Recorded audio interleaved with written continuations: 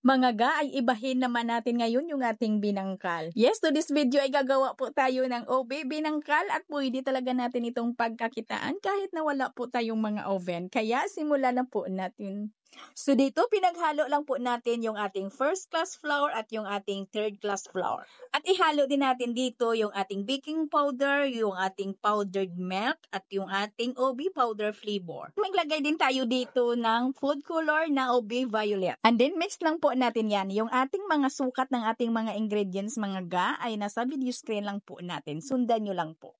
At maglagay tayo ng iodized salt at light brown sugar at isang piraso na itlog. At yung ating half cup na tubig at pagkatapos ay tunawin lang po natin yung ating mga dry ingredients bago po natin unti-unting basain dito yung ating harina para hindi magaspang po yung ating dough. And then mix lang po natin at isunod po natin ditong ilagay yung ating margarine. Pwede talaga tayo ditong gumamit ng vegetable shortening at pwede ding butter. And then masahin lang po natin yan. Kung wala kayong mga machine na pwedeng magpakinis ng ating dough, ay pwede nyo talaga ito mga ga na masahin ng mano-mano hanggang sa mapakinis po ninyo yung ating dough.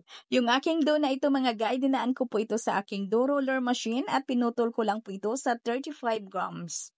Mga ga, kung gusto po kayong gumawa dito ng 1 kilo na harina ay dublihin mo lang po yung ating recipe. At kung gusto ka naman na gumawa lang dito ng 1/4 kilo lang or yung 250 grams na pang merienda lang po ninyo, ay hatiin mo lang po yung ating 500 grams na recipe ngayon. At basain lang po natin ng tubig para dumikit dito yung ating sesame seeds.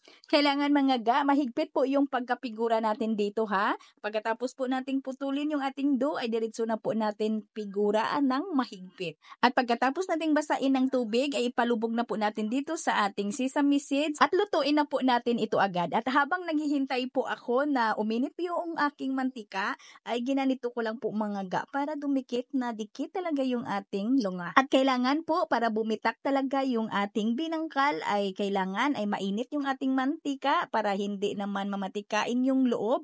At para bumitak talaga siya ay kailangan ay malakas yung apoy natin dito sa ating unang salang. At pagkatapos ng bumitak na siya ay pahinaan na po natin yung apoy ng ating kalan para hindi naman po masunog. Para lutong-luto talaga yung loob. Ilagay po natin sa katamtaman lang na apoy ng ating kalan hanggang sa ito'y maluto, hanggang sa ito'y mag-golden brown. Ayan na mga ga, subukan po ninyo yung ating bagong recipe or yung ating bagong flavor ng ating binangkal. At mabinta naman ito kasi ay bago din sa kanilang paningin. Mabango at ubing-ubi yung lasa. At dito nagtatapos yung ating video. Sana ay may natutunan sa ating recipe ngayon. Ito pong muli ang inyong Kainday Tinapay. Maraming salamat at bye-bye.